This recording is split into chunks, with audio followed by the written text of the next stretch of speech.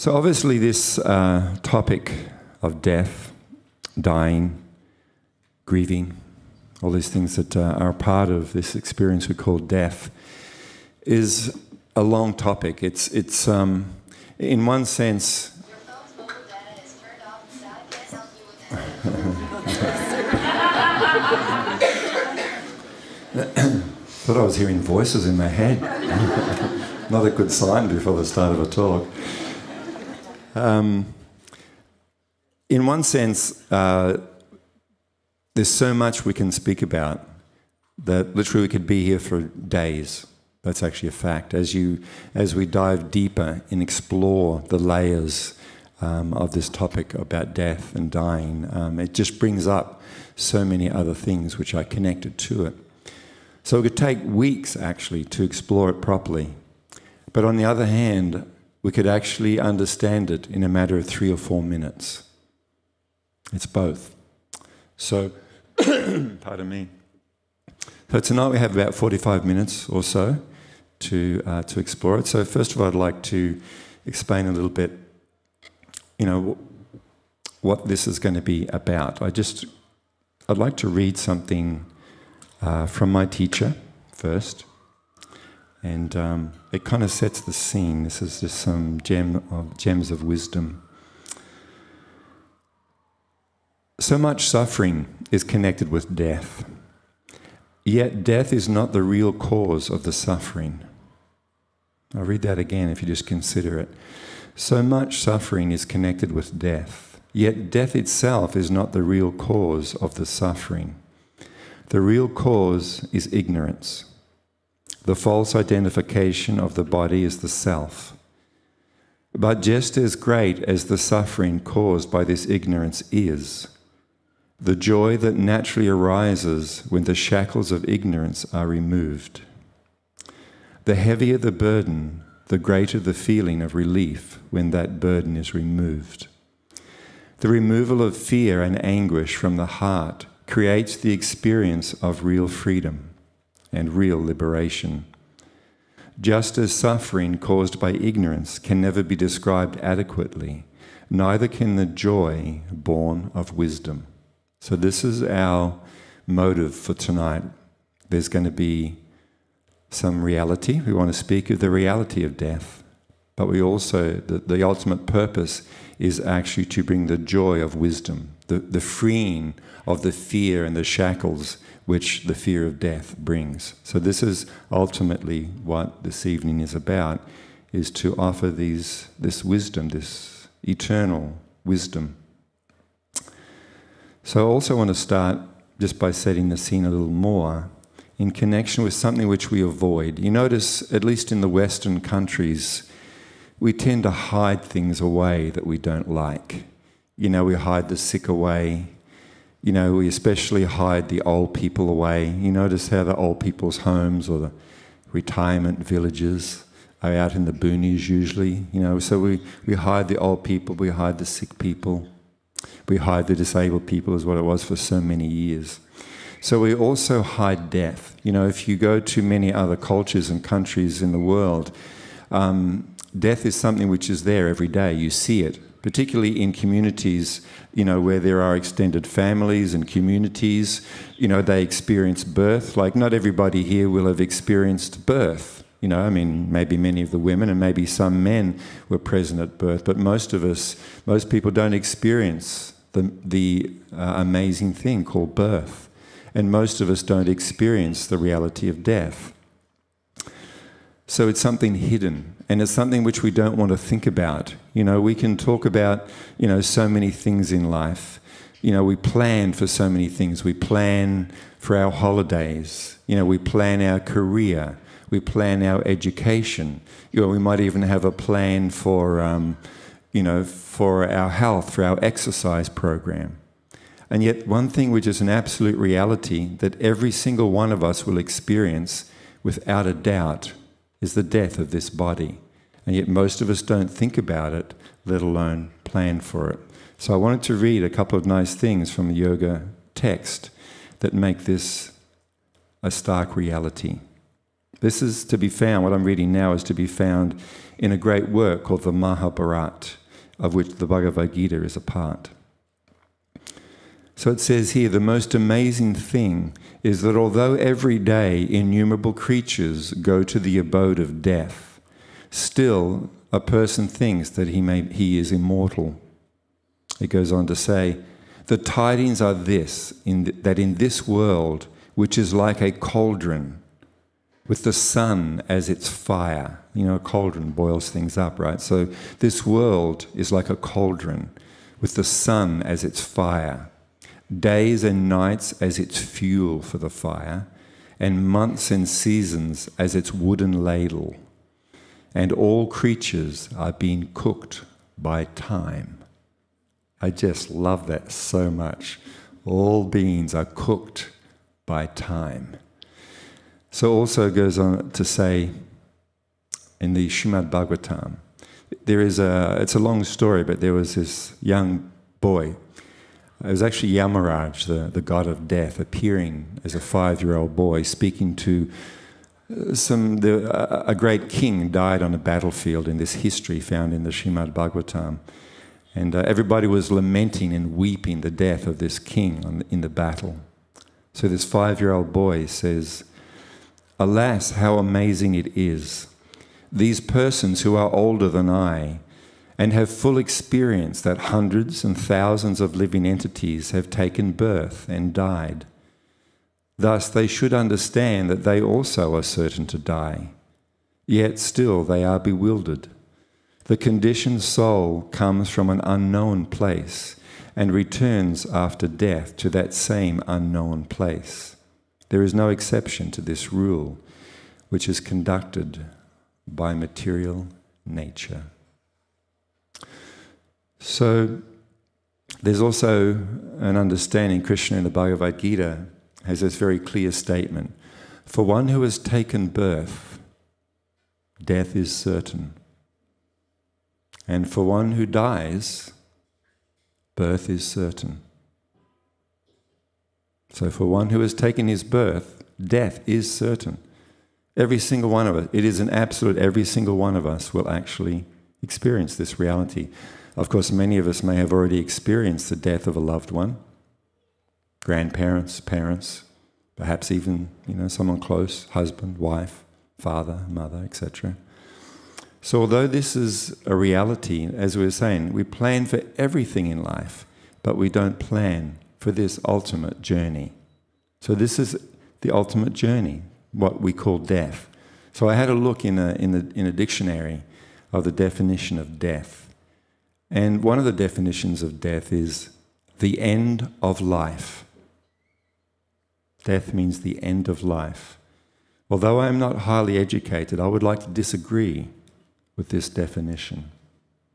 Because we also understand from the Bhagavad Gita that for the living being there is never birth nor death. The living being is eternal and ever existing. For the self there is never birth nor death. So death is not the end of life.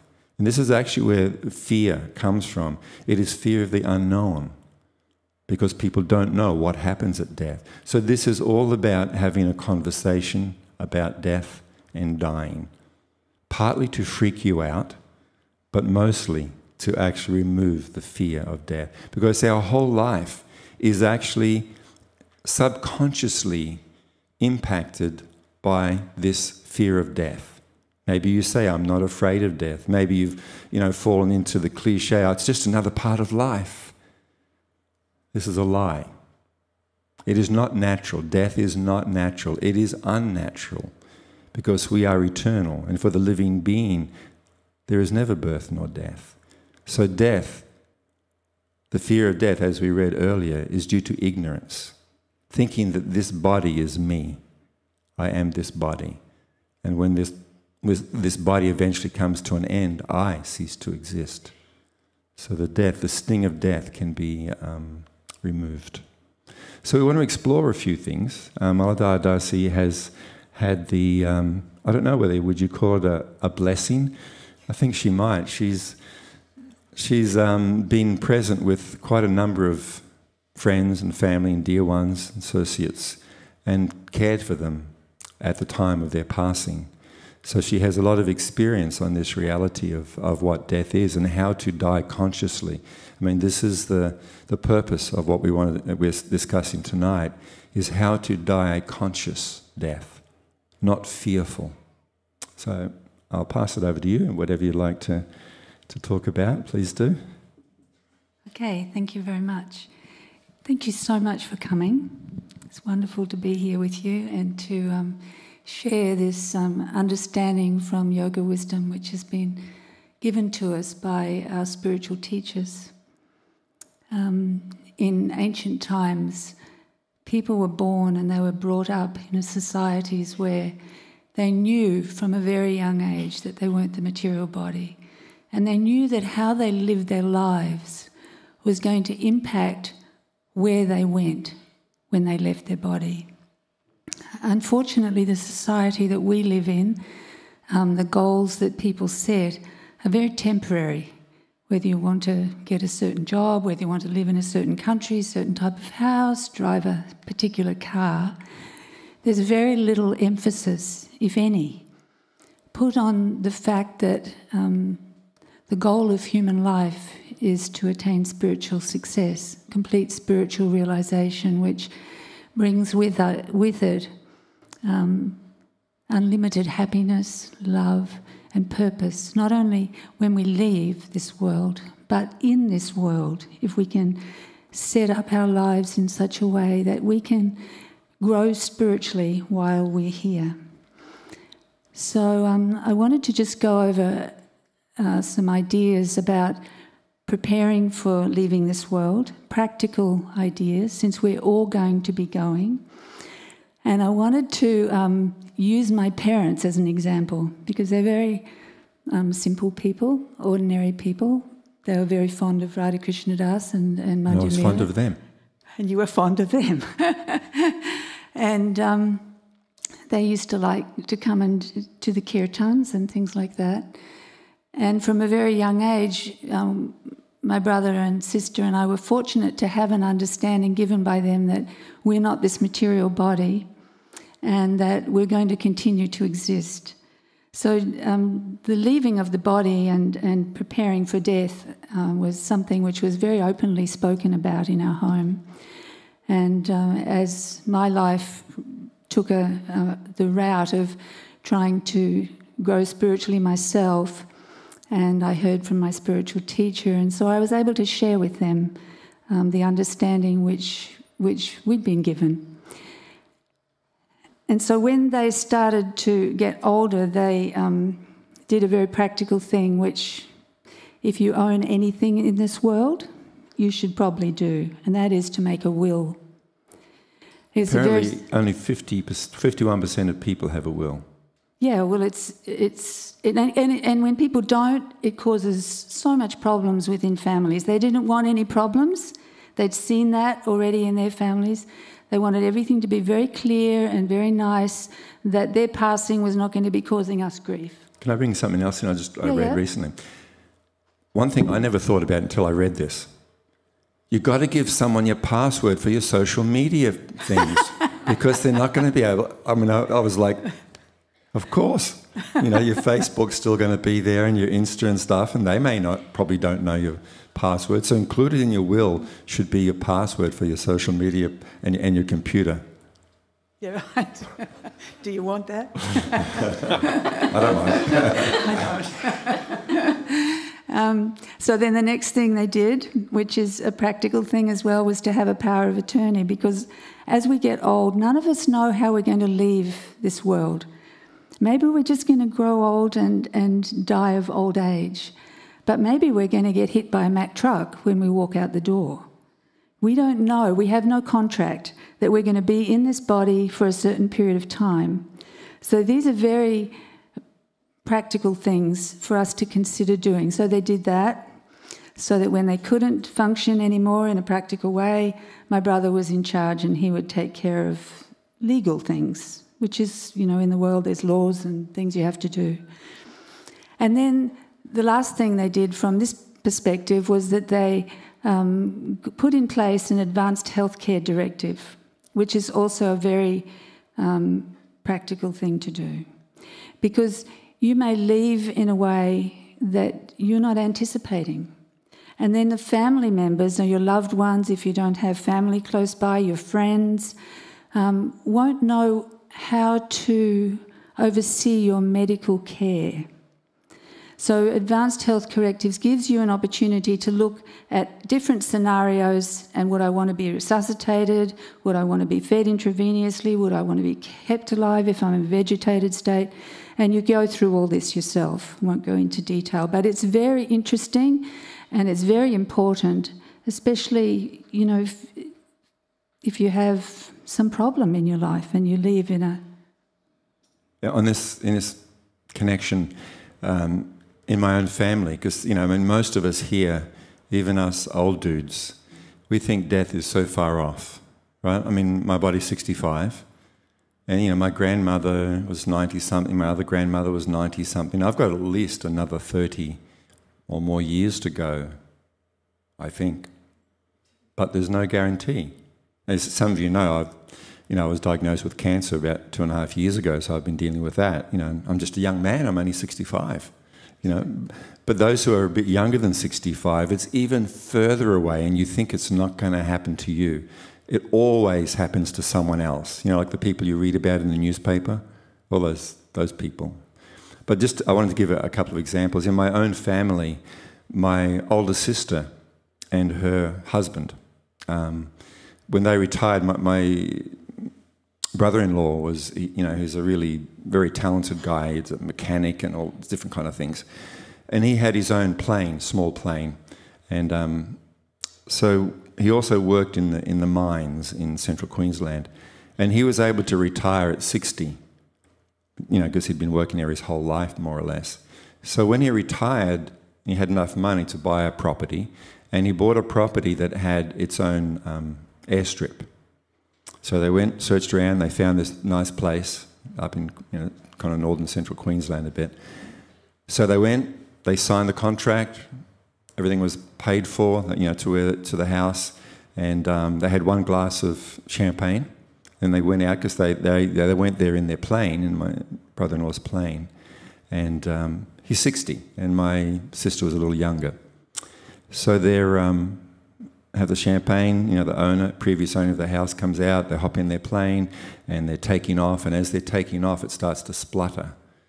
So my brother-in-law, you know, lands again, and he's a mechanic so he fixes it, and then they're taking off, and as they're taking off again, they get a little higher, it starts to splutter again, something wrong with the fuel, and it nosedives straight into the tarmac. And the man who owned the house said he saw them as it burst into flame. He saw their faces as they're trying to get out. They didn't make it. So both my sister and brother-in-law died in the plane crash. And yet they just planned ahead. They just bought this house. This is their future. They're relatively young for it to retire, 60. That when they got up that morning, they didn't think, it's going to be my last day. They got this whole future ahead of them. So the reason I bring this up is because we tend to have the same mentality, the same consciousness. And even, again, just to take it even more, my older sister, 2 years older than me, and she actually introduced me to this path of yoga, Frances. She was talking to her son, this was like about 5 years ago, so she was maybe 60. She was talking to her son on a phone, and she started to feel a bit nauseous. And she said, oh, look, I'm going to have to call you back. I'm not feeling too well. Anyway, she collapsed onto the floor, and her husband was there. And, of course, what you do is, you know, you start, you know, doing CPR and stuff on her, and, you know, and call the, you know, the paramedics to come. And she never revived. She had a burst aorta. So if you know what a burst aorta is to the heart, right? So even as they're kind of working on her, she's bleeding out internally, because the more they pump the heart, the more blood is coming out. She didn't wake up thinking this is going to be my last day. In fact, most of us don't. Even those of us who have cancer, like myself, I don't think I'm going to die anytime soon. So I just wanted to bring that in, because it's easy to think that's for old people, right? But actually, no, this is a very practical thing. Your mum, your parents. My mum. So time went by, and she was about 84, and she called me up one day. And I said, well, you know, how are you doing? She said, oh, my dad, my father, sent her in. She was a gardener, and sent her in to put some gumboots on so that if she got bitten by a snake, she wouldn't die. So he was aware, you know, that he didn't want her to leave. He's attached to her. So she comes in and she goes, so what happens when you die? It was the most extraordinary thing. Here's my mother, who is a very simple woman and pious lady, asking me, what happens when you die? So what I did was, over a period of the next couple of years, we went into depth. But basically, I explained to her the physiological thing, which is a key point of interest for spiritualists and people who want to succeed through this event of leaving this body. And I explained to her that when the body comes to a point where it's no longer functioning, what happens is gradually we can't use the body anymore. We may be lying down, we may be sick, we may just be old, but what happens is that our sense of sight starts to recede. Initially just can't see properly. We're retreating within ourselves until to the point where it's like looking out the bottom of a Coke bottle. We can't quite make images clearly. The same thing happened with the other senses. You come to a point where you can't eat. You come to a point where your body's so weak you can't even blow your nose or itch your, you know, something bites you. You can't deal with anything with your external senses. Gradually, you can't you can't hear. Noises become muffled and things like that. So then what you have at that point, sometimes people think, oh, they've gone unconscious. But actually, what we have and what we experience when we can no longer relate externally is what we've cultivated within our minds and within our hearts, what our consciousness is. She's going, oh, okay. So what we do with our senses now in our lives creates a mentality. It creates desires, it creates longings, it gives us attachments in the world, even if it's attachments to going down the cafe and having a cuppa in the morning or walking on the beach. They can be different types of attachments to our families, attachments to possessions. We're exposed to so much social media, we're exposed to so much violence on television, or gaming things is hugely violent, and all this is creating within us a consciousness, so that when we come to the point where we no longer can relate externally, this is the world we are in, what we have created ourselves for our future. So it's not a very safe place to be. So I explained to her that with the time you have, all of us, now this applies to every one of us, that we should be looking for our eternal well-being. We should be engaging in activities where we're saturating our minds with spiritual sound vibration, where we're cultivating spiritual longings, where we're hearing about the pastimes of the supreme lovable friend, the supreme personality of Godhead. We should be gazing upon his pictures and cultivating this longing in our hearts, this love. It's actually giving our hearts to him. It's not that we don't love anyone less, it's actually that we love everyone more deeply and more reverentially and respectfully. So we talked about this, and, you know, she was very open. You know, she's getting old, and when you get old, you start to be a little more aware that okay, now I need to do something for my own benefit, that I was born alone, I'm going to leave alone. My dad at that time was quite sick, so she was feeling already, this is the first time in her life she's been by herself in 60 years or before that she lived with her parents. So she's from a different generation, and she was feeling like, I need shelter.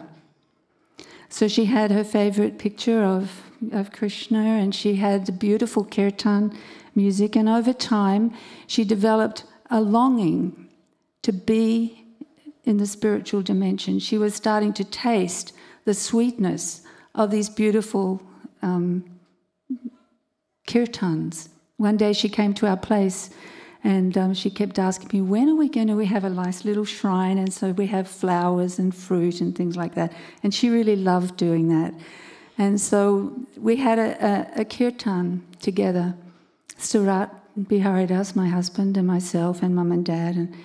And she sat there and she just cried the whole time. She just was tears streaming down her face, and I'm thinking, oh, okay. When we finished, I said, are you okay, Mum?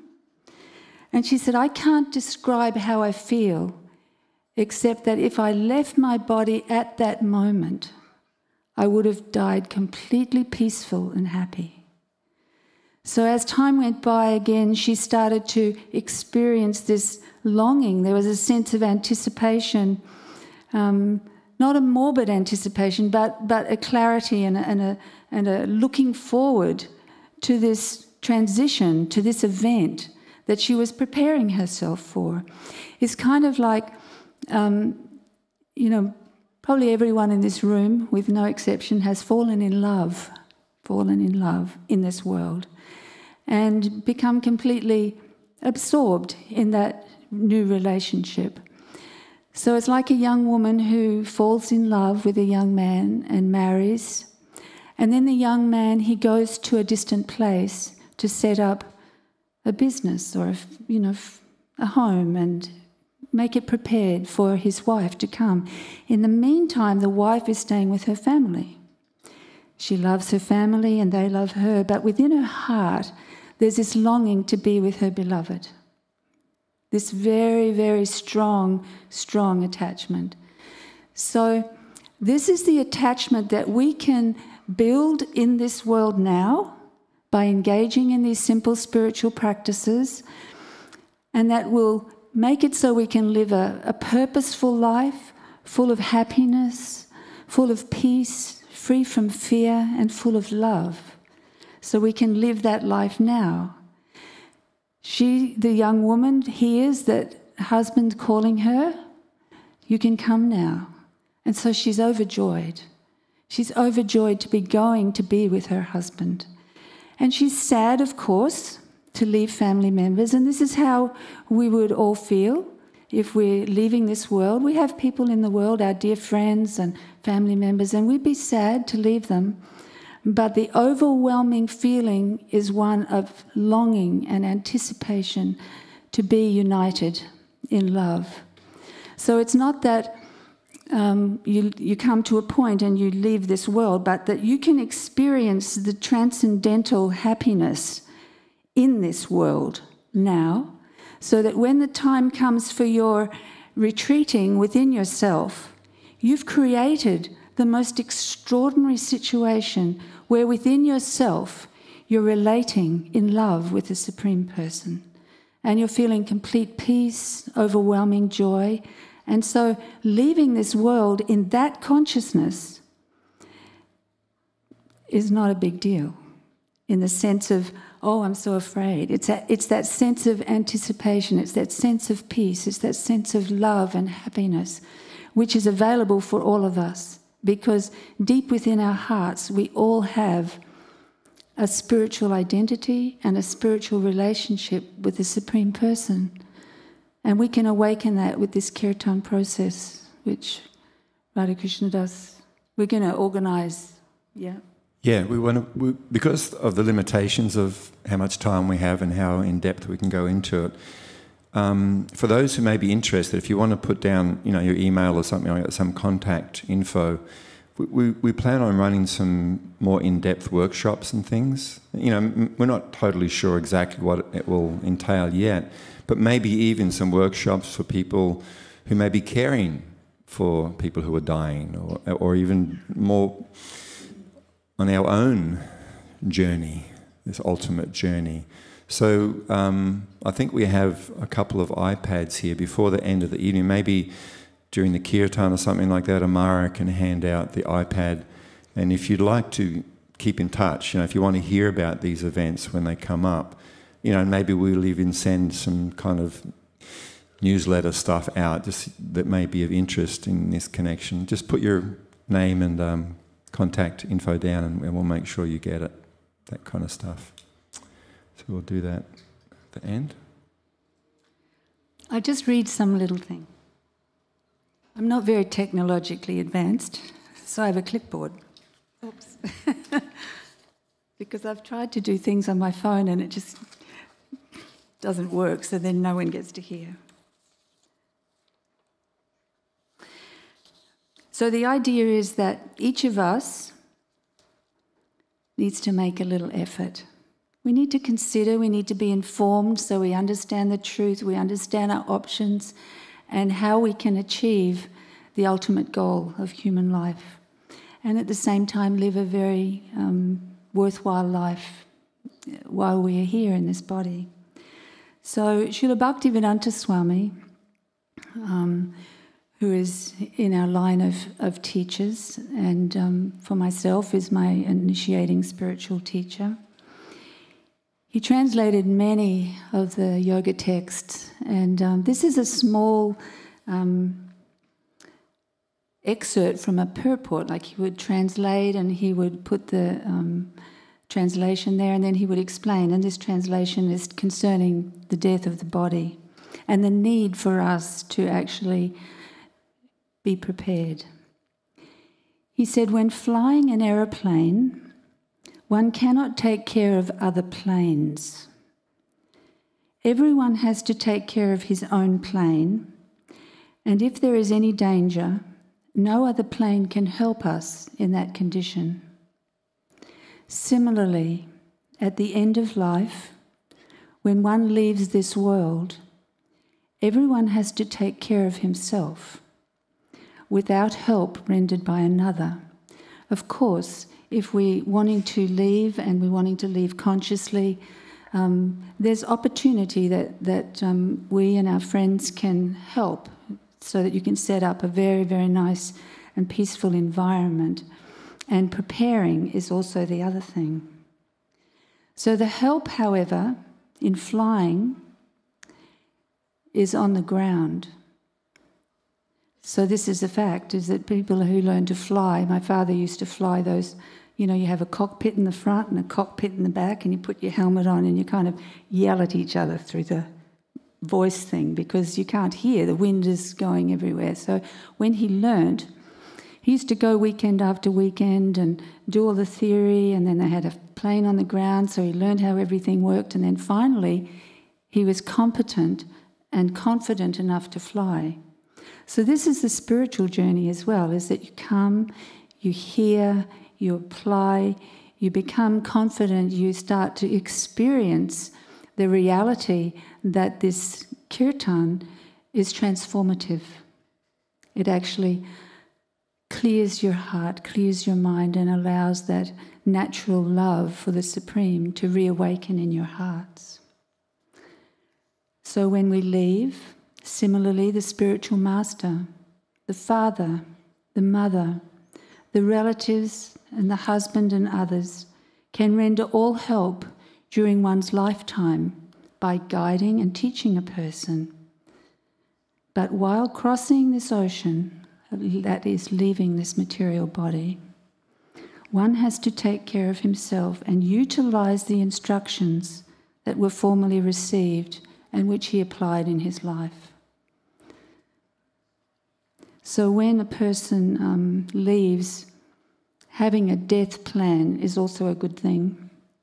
That means you need to consider things about your actual death, the death of this body. So there's options of where you might want to leave, where you want to leave at home, whether you're happy to be in hospital, whether you want to come to a place. My husband and I have offered that if people are wanting to leave in a conscious way, that we can supply a nice place where you could come and Our friends have offered to help in this way to make it so that a person can leave hearing and immersing themselves completely in the names of Krishna without any distractions. So you can also consider who you want to be around you. You know, and who you don't want to be around you. And who you don't want to be around. Because you may want, but actually at the time of death, people go through the most extraordinary changes. They become introspective. They want to resolve problems which maybe they've let sit there and fester in their hearts for years.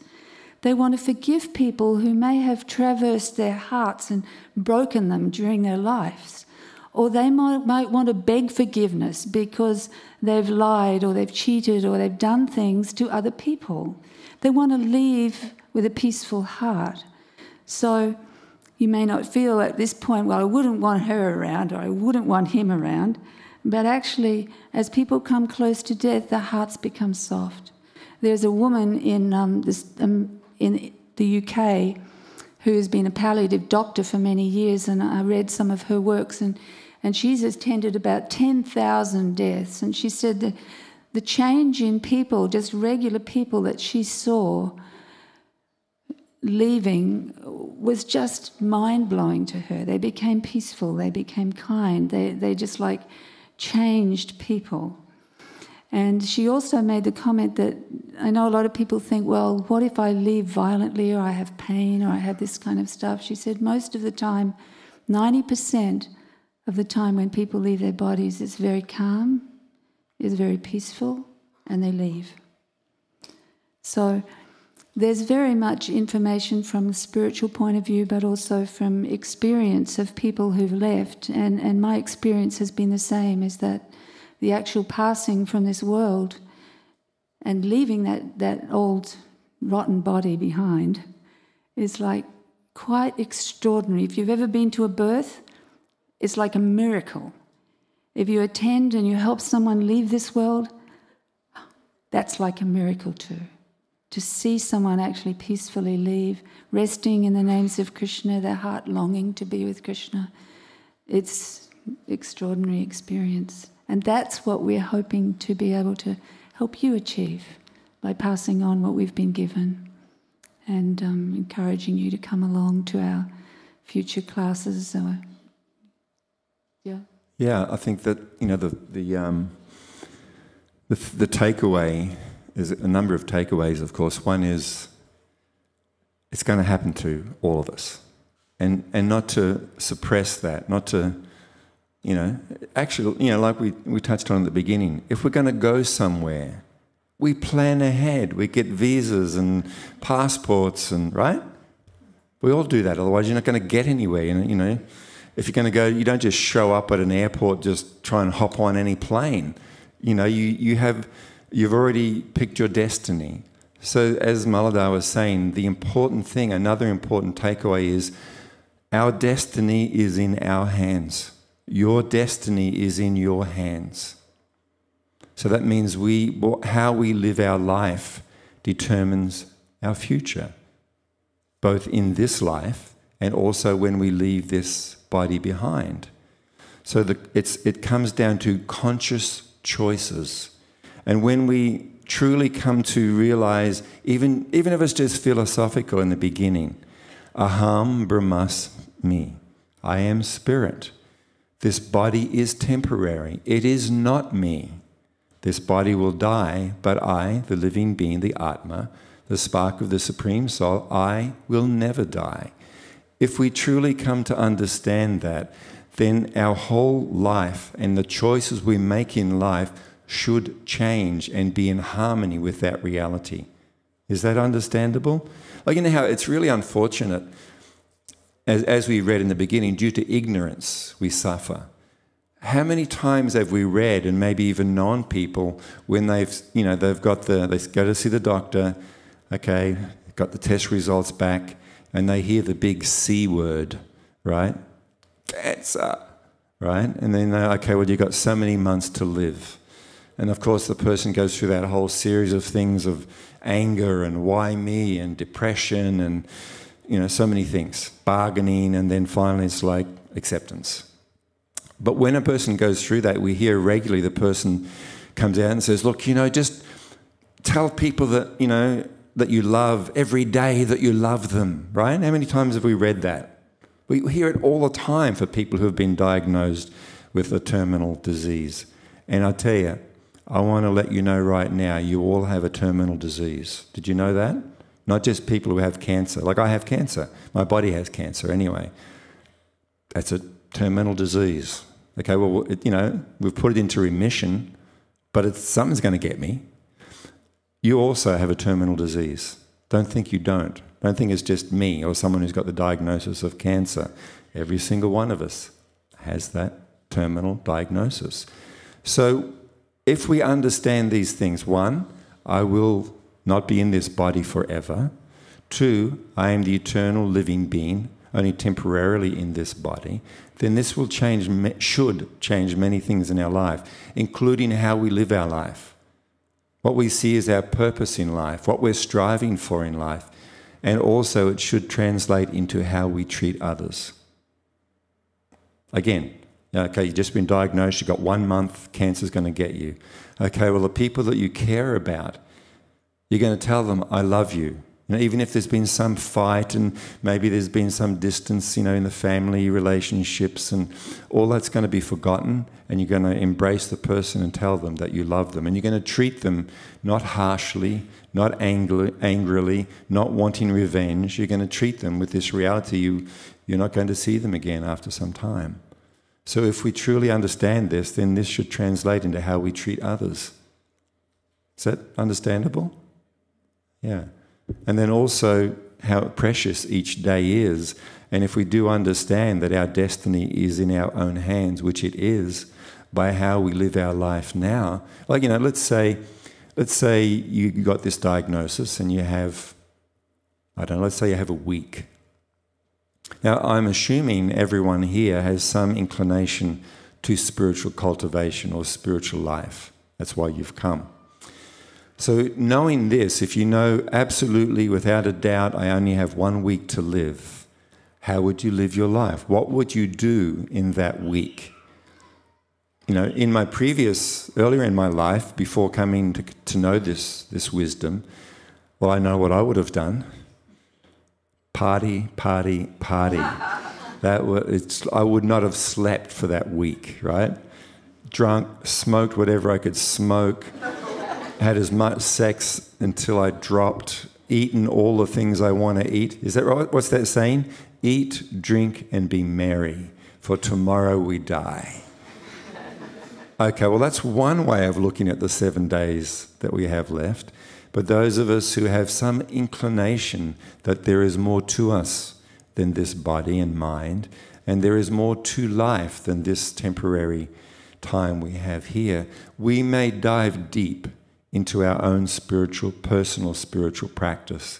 It is not something to be joined. It is not a group thing in that sense, that I declare my allegiance to some holy book or to some holy person, and that's what I need to do. It is a personal cultivation. When we have these spiritual tools, of which, in this yoga teaching in which we're coming, the central practice, the most important spiritual tool is this Harinama, this practice of Harinama Sankirtan, which is what we do here every week. The regular hearing, contemplation upon, singing, chanting, embracing, finding shelter in these divine names of the Supreme Soul, of whom we are all a part. So these transcendental sound have the effect of purifying the heart and mind. So as Maladhar was saying, what we do with our senses impacts our consciousness. And at the time of leaving this body, our consciousness is the world in which we now live. So whatever has come in through our senses, whatever movies we have watched, they're all there in the mind. All the conversations we have had, all the experiences of the senses, all the pornography that we have watched, or whatever it might be, all of that is the state of the person's consciousness. And as they retract from the external world, as the senses begin to shut down, they are now living in that consciousness, in that world. Is that understandable? So we are creating that world, our consciousness, by our activities now. So the great saints, the sages, the self-realized souls are trying to save us from suffering. They are trying to remove this sting which death has for most people, and trying to, as Maladhar was saying, to bring a purposeful, meaningful, joyous life now and fearless death. This is actually the reality of... So it's not just, okay, well, I'll go to heaven when I die.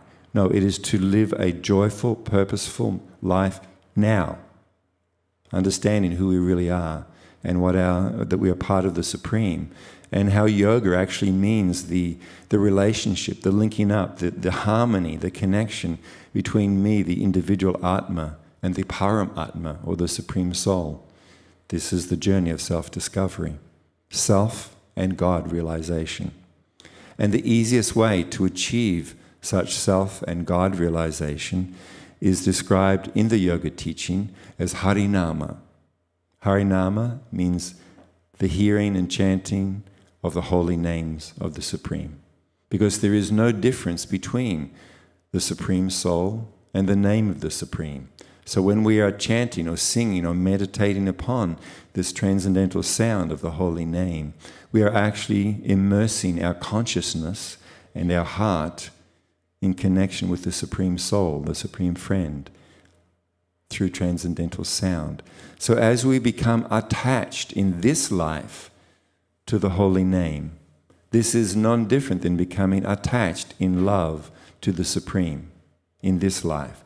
So then automatically, I think it says something in the Bible, Christ said something about wherever our treasure lies, or that's where our heart is, where our treasure lies. So what is the most dear thing to me? We cultivate that in this life. And then automatically, at the time of leaving this body, we are thinking of that of which we are most attached. And just one other thing I wanted to make sure I got in so I don't forget. But we wanted to make the point also that it's not something which I do through my own strength. It's not about me being powerful spiritually. In fact, the more we become humble and realize I am not all powerful, I cannot overcome this ocean of birth and death through my own strength and my own power, when we actually have a little humility to realize that reality, in that humble state of mind, we actually take shelter in the Supreme. And then we have the shelter we are looking for. So it's not about me becoming strong and powerful spiritually. In fact, the more we realize that we are not strong, that we need shelter, that we need help, then we will take shelter in the Supreme. So I wanted to read this, is really nice. So the secret is this: if you find your deepest happiness immersing yourself in the holy name, now, when you leave this world, you will naturally embrace the holy name in your heart. Then there's this beautiful example. Like a butterfly lifted by a gentle breeze into the sky, you will be picked up by the gentle breeze of the holy name, by the unconditional love of the Supreme Soul, and be transported into the spiritual abode of the Supreme. I'm going to read that again. Is that all right? So the secret is this: if you find your deepest happiness immersing yourself in the holy name of the Supreme, when you leave this world, you will naturally embrace the holy name in your heart. Like a butterfly lifted by a gentle breeze into the sky, you will be picked up by the gentle breeze of the holy name, by the unconditional love of the Supreme Soul, and be transported into the spiritual abode of the Supreme.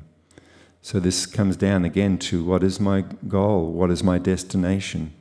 Understanding my true spiritual identity, then my real future is spiritual. So therefore making that decision, that conscious decision. And we will be okay. We will be more than okay. So that was kind of it for me. There's plenty more we could talk about, but that's what I had. Did you have something else? You know, this is not just talking points. You know, the great sages, the saintly persons, people, have given us this gift. And now it comes down to, is my hand open? How much of that gift do I want to embrace? Because it's based on freedom. You know, unlike religion, you know, yoga is actually a very personal journey, and actually it comes down to experiencing. It is experiential as well as experimenting. So here's this wisdom. So if we live a life now based on wisdom and motivated by spiritual love, we will achieve the perfection of life.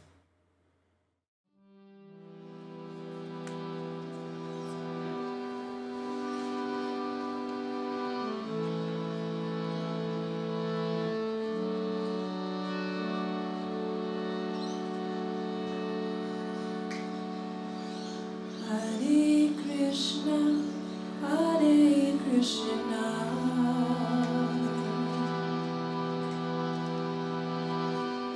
Krishna Krishna, Hare Hare,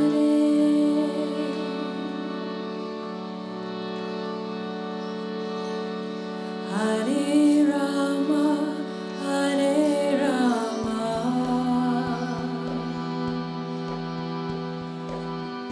Rama Rama, Hare Hare. Please sing.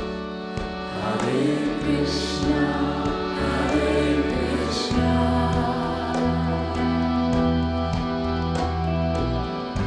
Krishna Krishna, Hare Hare,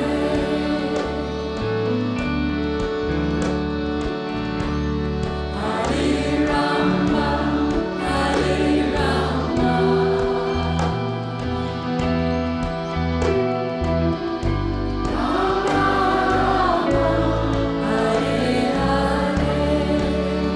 very beautiful, thank you. Hare Krishna, Hare Krishna,